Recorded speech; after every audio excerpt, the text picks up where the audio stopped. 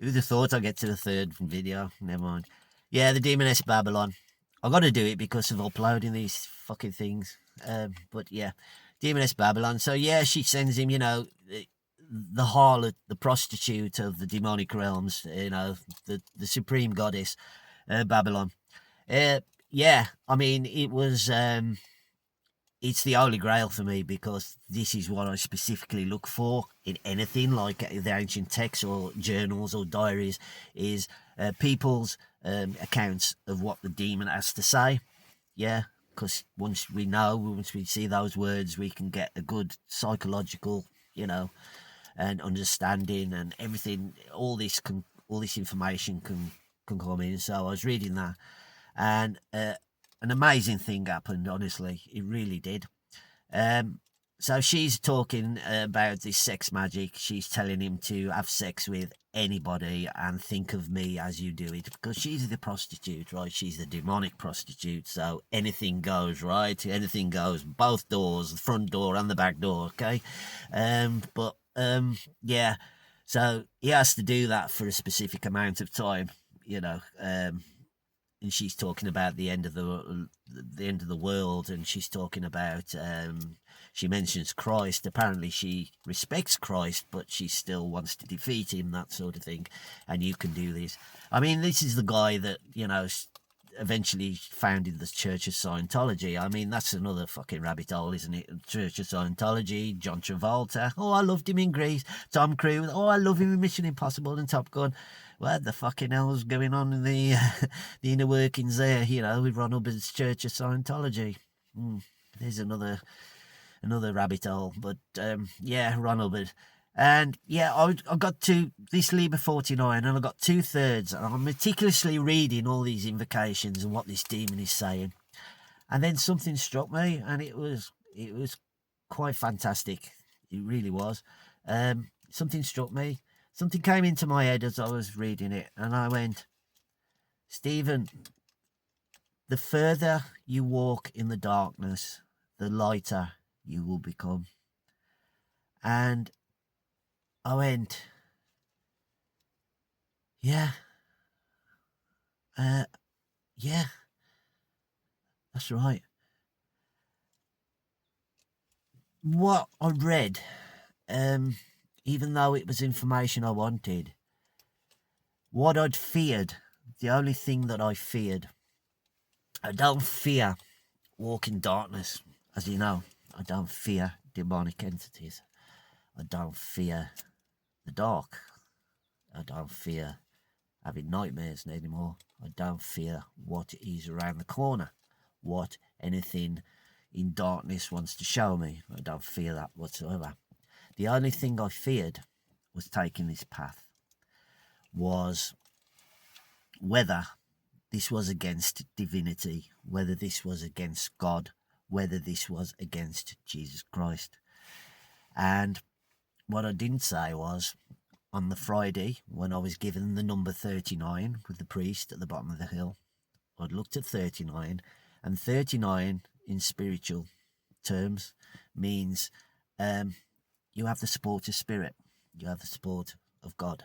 And at that time on the Friday, I went, God, yeah, thank you. Really, thank you. Yeah. That was the only thing that I feared. I don't fear anything trying to influence me. But I did fear how this would be perceived on a divine level, on a divine path. But, you don't have to answer to that. It was already given to me, yeah, you're okay to do it. And so when I'd read that Liber 39, as I said, the further you walk in the darkness, the lighter you will become. And I went, yeah, this is right. We are of the divine creator. We are of Jesus Christ. He is my teacher. He is my master. He is, yeah, he's the one. He's the one guiding it. And it's brilliant. Honestly, it really is. You know, it's one thing to believe in Jesus, isn't it? It's one thing to go to church, but it's another to hit a level of connection and understanding and awareness that, you know, regardless of how dark I want to get, regardless of whether Pazuzu is going to breathe fire up his ass, I don't know. Jesus will be there. It'll be part of this process, and yeah, it's brilliant. What I've got from that understanding, of course, is you'll probably agree with this, is in the future, if I do, when I do these visits and I have to lower my vibrations and stuff, I shall definitely take on board now that in that time afterwards where I'm going to have to, you know, raise vibrations, I will definitely watch videos and read stuff on the historical Christ. You definitely come out of the darkness part and then just, you know, give my attention and energies to, yeah, Jesus Christ, the historical Christ. Definitely, it'll be interesting, yeah, read about his works and life. So that was that. And yeah, so that's that. And yeah, it's funny now. Come away from that. Like I say, all knowledge and learning, aliens are greys. Yeah. Where am I going with the Pazuzu and stuff? Still here. Pazuzu's still here. Say hi. Hi, Pazuzu. Say hi, Sister Bex. Say, I still got my arms up, look. Say, my wings. Say, still can't fly, look. Because I'm made of stainless steel. Never mind. Still stinks of blood, by the way. You know, bad showers. Still smell the blood. Strange thing. Yeah, still green light. Yeah, with Odin, by the way, this has not been, another brilliant thing is this has not been like sort of a disconnection, like we've said. We've gone from one sort of subject to the other, one sort of belief system to the other, you know, and we've gone down another avenue, you know, and the other belief systems left behind. No, Odin, yeah, Odin and Norse is still there. I think it was on the Friday or the Saturday, I drew a rune out of the bag, which I had been doing for, you know, every day for a few weeks. But I decided, yeah, I'll draw one. And it was about 2 days before I actually, I drew this rune, and it was about 2 days. I thought, oh, I drew that rune the other day. I better find out what it was. And it was the stick.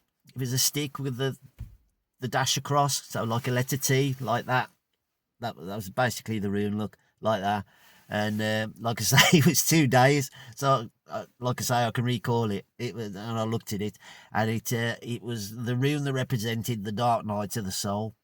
And yeah, it fitted perfectly because, you know, I am doing dark nights. It is to do with the soul and the mind, and it is, you know. And I thought, wow, yeah, thank you, Odin, thank you, you know, thank you, Mr. Norseman, Mr. Viking. Yeah, he's still around. Yeah, he's part of the, yeah, part of the sort of escort system. The he says, yeah, get him through that door. Here's a reptile in here. Show him that. Show him that. Yeah. Oh, sorry, he's got one eye in it. So, show him the reptile. I'll show him. Yeah, that was Odin off. But yeah. So yeah. So it's been good. So it's been three videos. I'm glad I didn't write it all down. I don't think there's. I think I've covered everything. I don't think there's anything else. Oh yes, there is something else. I'll be very quick about it. Yeah, there was something else, of course. Yeah, I went on to Mesopotamia, and I don't know whether you've ever looked into that. I'm sure you've come across it. The Epic of Gilgamesh. It's the Mesopotamian Bible. I saw a 15-minute video on that, which was sort of like a very, you know, very sort of abridged version, and you know, just covering the basics. And I'm about 3/4 of the way through another version of it, which is an hour and a quarter, a more, you know, nitty gritty sort of deep sort of depiction of the, you know, the Epic of Gilgamesh. And I got that book, but it's like about 700-800 pages. You know, I thought, oh, clammy, I ain't got time for this. So I'm looking on video. But if you didn't know, Gilgamesh, yeah, the Epic of Gilgamesh, King Gilgamesh in Uruk. You know, you're gonna you're gonna click the same as I click this. So there's King Gilgamesh in Uruk, and he's a great king, but he rules his people with a cast iron rod. You know, if somebody's getting married, then he beds the bride to be before the bridegroom does. You know, he's basically a randy bastard. But great King Gilgamesh was a mighty king. He was taller than any human. He had considerable strength. Nephilim. So he has the gods. He's ruling with a bit of a dictatorship. He talks to the gods one day. The gods decide that they're going to send another being down, another giant, who this time is not in the city. He lives. They've cast him down into the woods. So he lives. He's a very hairy giant man and lives with animals. And one day the gods send a whore to him, a prostitute by the name, begins with an S, Shamun or something like that.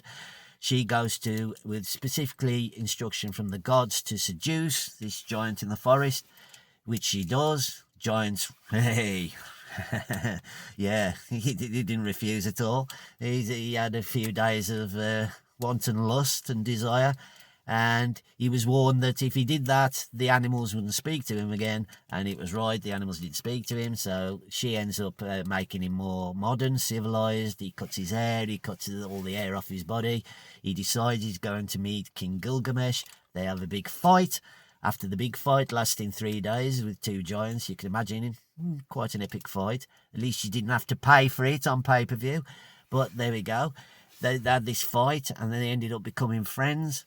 And then after they become friends, they decide they're going to seek the demon in the woods. The great demon in the woods. There we go. There's something else.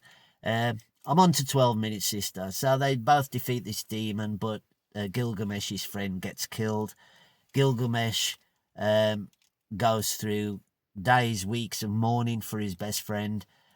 Decides that he doesn't want to die the same. He doesn't want to let people see him, you know, and mourn for him after he's died.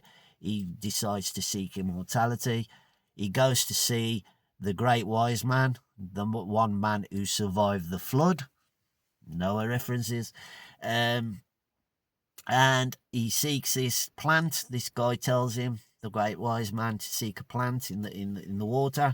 He goes in the water, he finds the plant. Gilgamesh picks the plant out, the plant that's going to grant him immortality. He puts it on the beach, goes to wash himself down. As he turns round, a snake is eating the plant. So we've got Garden of Eden, we've got all these different references. As we know, sister, when we look in these belief systems, there's all these different things that all fit together and totally synchronise with every single belief system in every single fucking country on the planet. So that's the Epic of Gilgamesh. So yeah, I've done that. Yeah. Yeah, and it all fits, doesn't it, sister? So I'm going to be now in 15 minutes on the last fucking video. I mean, I hope I don't keep getting this, sister. I'm going to be spending freaking weeks and months, you know, getting down. So that is everything. If there isn't anything I've missed, it's going to be written down. So yeah, I covered it. Like yourself, I've had no dreams. Like yourself, I'm not doing any work with specifically with Paz. Not yet. Stuart is like I've said before. He's the flick of the switch. 1 minute he's fine, laughing. I mean, he's got up this morning, started crying. God knows. Work in progress. So all that's going on. But yeah, I'm spending my time looking at stuff, learning, getting knowledgeable. It's great stuff. It's all good. So yeah, I hope you're better, sister, and I hope you have a good holiday, wherever that is. And just bear in mind, sister, that when you do go on holiday, usually when you're out the picture, things happen here. So, who knows, sister? Maybe in a couple of weeks, I'll tell you about riding on the back of Leviathan over a sea of blood. Or maybe I'll be telling you about I went to bed one night, saw a bright light, and there was a grey sticking a needle in my fucking testicles. Maybe. Who knows? Do they want me? I don't know. Have they already had me? I don't know. Who knows? Yeah. Anything can happen, sister. We know. But we know anything can happen. Yeah, like I say, disconnection. All sorts of fuckery going on. Yeah. Hey. Just embrace it. Get on with it. Have a great day. Hope everybody's fine. Hope you enjoyed your film, The Mummy. Yeah, very good. Egyptian, The Exorcist. Hope Elaine was all right. I bet she loved you after she saw that. Bye-bye for now, sister. Love and light as always.